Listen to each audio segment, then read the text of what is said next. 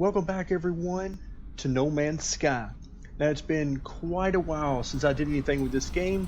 This is actually one of the first series that I did on the channel a few months ago, back in August. So you might wonder, why are we traveling back to No Man's Sky? And in particular, why do we have the starter ship once again? Well, the reason is No Man's Sky just dropped their Foundation update, or otherwise known as version 1.1.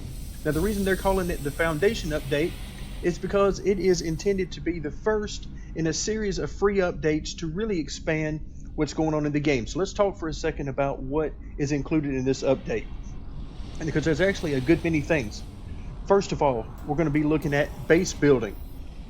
We're going to be looking at freighters. We're going to be looking at automated mining. We're going to be looking at a couple of different game modes. Okay, so let's start with the game modes. You've got 3 different choices for game modes now at the beginning of the game. You've got your traditional No Man's Sky gameplay, then you also have a survival-based gameplay, which is supposed to be more hardcore and more focused on surviving rather than just traveling around and gathering resources. And finally, you have a creative mode, which is all about traveling and all about building. So if you just want to build a base, you just want to travel around, you don't have to worry about refilling your fuel stocks for your hyperdrive and things like that, then creative mode is the mode for you. Now, I'll tell you, creative mode is what we're in right now, so I don't have to worry about keeping any certain amount of anything in my inventory. All of that is taken care of. So why are we starting off here inside a space station instead of at a base, or at least on a planet? Well, it's because I need to come inside the space station and see if I can recruit some employees for my space station. So inside your actual base, you can build up to 4 of these research station, and let's talk to our first employee here and see if he's a candidate to work for us. So obviously he is a member of the GEC, and he wants to know if we have a planetary base. So let's see what it is he specializes in. He specializes in construction. That's one of the 4. You've got construction and science, then you got weapons, and you also have farming or agriculture. All right, so he will be soon heading over to our base, and he's going to work on construction upgrades for us. Let's see who else we can talk to and see if we can hire more people. We can hire up to 4, 1 for each research station. And it doesn't look like this guy. All right, let's just go ahead and give him some money. Why not? We're in. All right, and let's go. Hurry up, hurry up. There we go. Don't care. Let's see if this employee will talk to us. So he's talking about farming. So it looks like we're going to be able to hire him as a farmer. Excellent. So what are they going to do? Well, we'll meet them back inside the base here before too long. But before we can get back to our base, we've got 3 people in here, 2 of which we could hire. So we're well on our way. Now we'll have to travel around to other space stations in order to meet other workers and potentially hire all of them. All right, there's our lovely letterbox display back still. I was really hoping they would get rid of that. So we're going to come over to the Atlas Pass side of things, and the reason is this item right here. This is a teleporter. This gives you the ability to teleport from your station back to your home base. So let's go ahead and interact with it. And it tells me teleport to the terminus at your base. So let's go ahead and do that. Okay, so base building is something that has been talked about for a while. We've known about that since actually before launch, I believe, that they were going to be releasing that. And this is they say the first of multiple free releases about that. So we'll see if this is the final base release, or if they're going to expand more options to do at your base. And the reason I say that is because I ran into a limit when I was building this base. I wanted to build it out just to show you, give you an idea of what you can do. Let's go ahead and come outside and get sort of a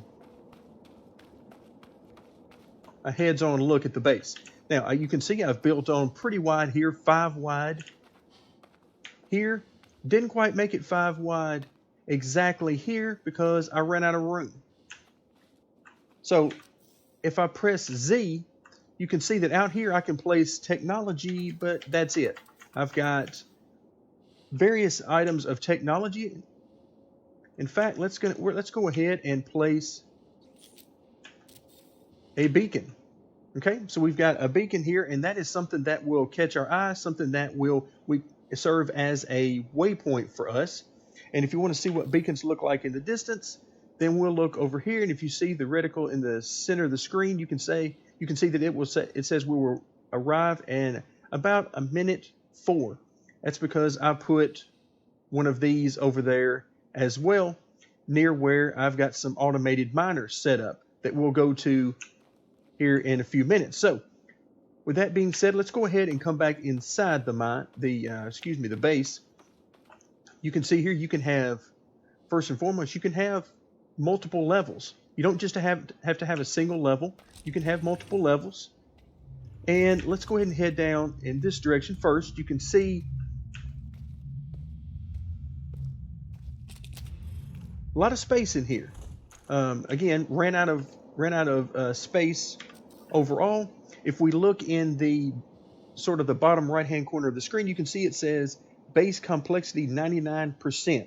That will continue to go up as you add more and more items, and this is affected by not only building structures like this, which by the way is the cuboid room. That's the structure that you're looking at here, and you can see here how I could expand this, assuming I had enough room left. And you can also see, as I scroll through the different options in the bottom right hand corner, you can see the cost to build these. And of course it doesn't apply to us because we're not in survival mode, but if we were not in creative mode, you could see what these various things would cost us to build. Okay, now let's head back inside and let's see. Let's go ahead and, for right now, let's go ahead and get rid of this. Okay, so you can see through the windows, here is one of our terminals, our science terminal. Now, we weren't able to hire anyone for the science terminal, but if we interact with it, you can see it says it requires a skilled scientist for operation, and you can recruit scientists in space stations within Corvax controlled systems. So we are not in a Corvax system, so we will not have that option. But if we come over here, you can see that we have our Gek in here, and he is working on farming. And of course, he's going to be working on various plants that we will be able to grow either inside of our base through hydroponics or outside the base, depending on the atmosphere that we have at the planet. And right here, he's telling us that we could grow sac venom using hydroponics. And essentially, he's going to give us various quests to go on, go to these places, go to that place, in order to research and unlock various things such as the hydroponic tray here that we can use to grow items. Now what that looks like, if we hit our Z button and we come down to the farming, you can see here the hydroponic. Again, we're maxed out right now, but you can see all of the snap points it gives us within our base here to do those things. So if I continually go back to him, he's going to continue to give me more and more quests and more items so that I can make the base bigger and better over a period of time. Okay, here you can see I've placed a galactic terminal within the base, and then this is the actual terminal where we acquired our base, because whenever we spawned outside, and by the way, this landing bay will be used. I've already had the AI in and out of this several times, so they will come by if you have a landing pad. Let's continue to look around the base, just to, again, to give you an idea of how much you can place. So you can place various items. Everything counts the same, whether you're building out or placing decorations. It all counts the same. So if we come over and talk here to our builder, let's see what he's got for us. Okay, he's got the blueprint for a beacon.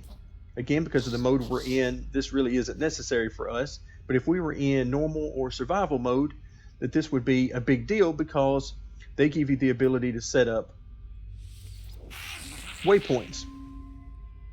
All right, let's go. Let me go here. There we go. Finally, he's going to let me go. And if I come down to the very end, I've got a section set up, and they're numbered. You have up to 10 storage containers is what you can have in a particular base. Let's go ahead and interact with one of our storage containers. And then you can see here it has 5 slots within the container. Now, as far as I know, this is their max size, but it is possible that through various research items, either through science or building or what have you, that this could be expanded. I'm just not sure about that. I've not gone far enough into the update to find that out. Okay, so here you can see containers that exist. And oh, one other thing I wanted to show you while we were over here is the second level. Okay, right now there's really nothing going on up here because I hit the limit. I was planning on going much further with this and expanding it a great deal, but that didn't happen because at first I didn't know about the limit. Okay, here gave the ability to come outside, and I was actually going to build right on top of this and have a separate station up here. But if we sort of pan out a little bit here by walking toward the edge, we are toward the edge of the sphere, and you can see the sphere highlighted down below. Let's see if we can find something that is less intrusive on our view. It doesn't look like we're going to be able to really find anything. So you can see the sphere and how we're basically bumping right up against it all the way around, and you can see how much room that gives you. And of course, the initial module is right in the center, and you have essentially this amount of room on either side of the module. You'll need the cylinder modules in order to build ladders to go up and down. And they're also good places to put your connectors in between. All right, and with that, let's take a quick look at some of the various things that you can do. Okay, in your structures, you've got the corridors, and that's what you see. I've used the glass corridor for most of my building. And you've got various shapes there. You've got the X, the T, and the L-shaped corridors. And then you've got your basic straight corridor, which only takes 20 iron that you see at the bottom right-hand corner of the screen. It only takes 20 iron to build it, so it's a very basic module. There's our cylinder room. Then we've got a foundation and so forth. If we go up to the parts of the room, you can see there's an outside door, which would be very bad since we're on the top end, but you can see here what would happen there.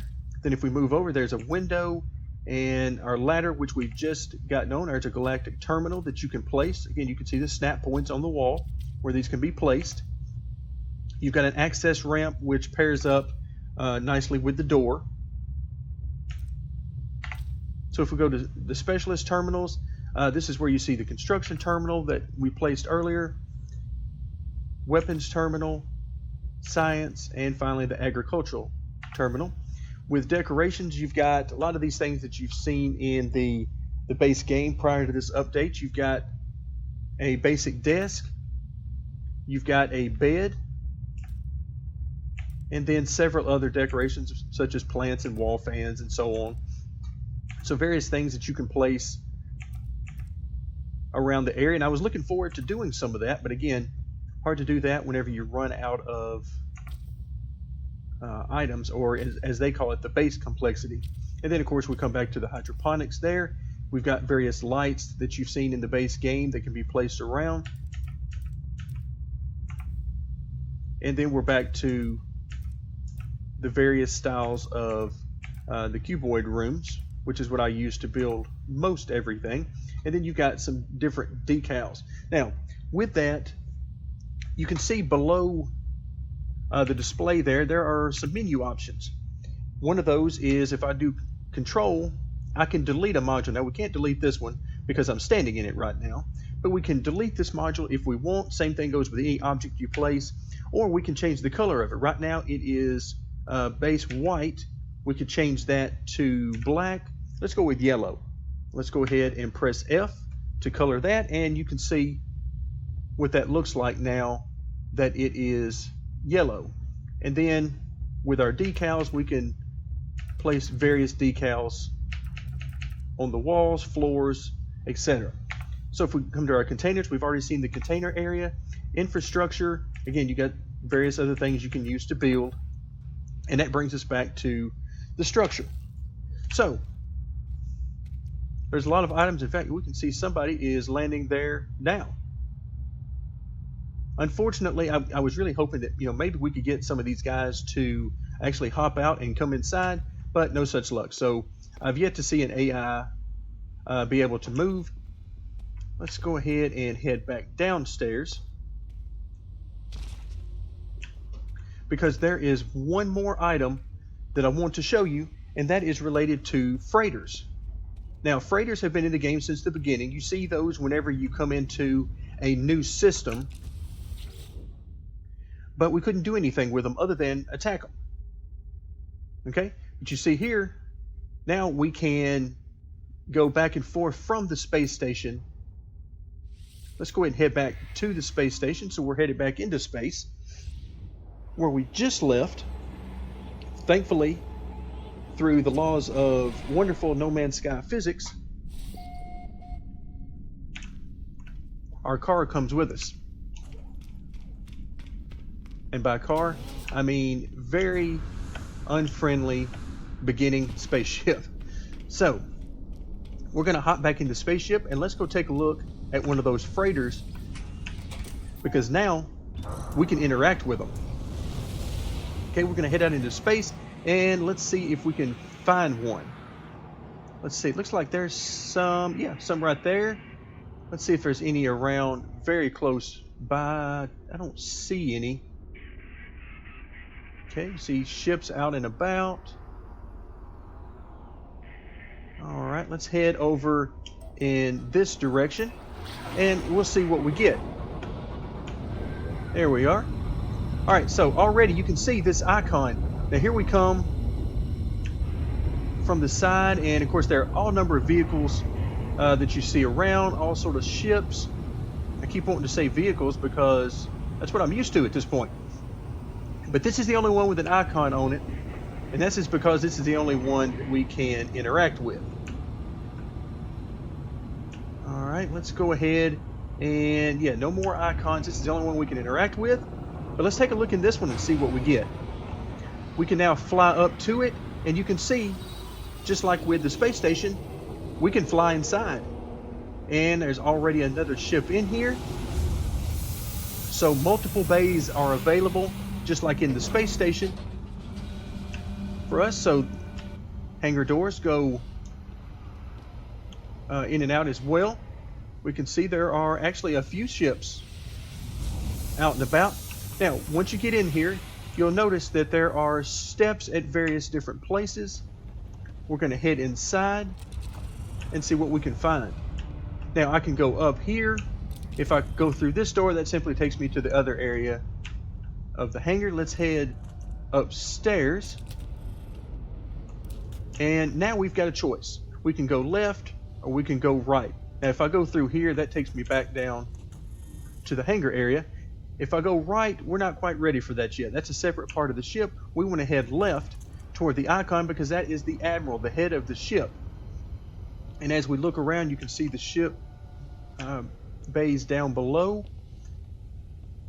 And then here, as far as I know, I've not had any luck in interacting with anybody in here other than the admiral. So we're going to head on down, and we're going to see the admiral. So these guys down here are looking at a very nice looking planet, a hologram of a planet, but again, cannot interact with them. Let's take a look out the front. Nice view you've got. And now let's talk to the admiral. so we can interact with him, and he's letting me know that he would be happy to serve us, of course, for a price. So we have the ability to purchase this freighter. Now, because again, we are in creative mode, we can get this free of charge. We don't have to save up any money or resources in order to buy this. So we can head in, make an offer, and this is normally the screen where you would see how much the freighter costs. But for us, we can see that this freighter, as big as it is, you can see all of the cargo areas it has. It only has 18 slots of inventory. Now, my understanding is they've redone a lot of what the inventory can do and how inventory items stack. So perhaps that will lead to bigger and better things for us. But essentially right now, this one only has 18 slots. Let's go ahead and accept that. And you can see now we own this vessel. So now it is ours. And if we had interacted with him once again, he would give us the opportunity to transfer items from our ship's inventory into the inventory here of the freighter. But that's not necessary at this time. Instead, we're going to head back to the back part of the ship. Now, this is where we were earlier. We went to the left in order to head toward the Admiral, but now we head toward the right. And the reason we want to head back here is because this functions as a base for us. So here we are. Some of these items you've seen before. And if I hit the Z button, you can see that all of the same build options now appear here as well. Now the one issue I have seen here is that the specialist terminals, you'll notice on the bottom right hand corner of the screen, available to build 0. And that is because there is apparently, you're only allowed one of these, period. So you can't have one per station or one per base. You only are allowed one. So hopefully I'm incorrect about that, and there's something I'm not seeing for that, but as of now, there's only the one item.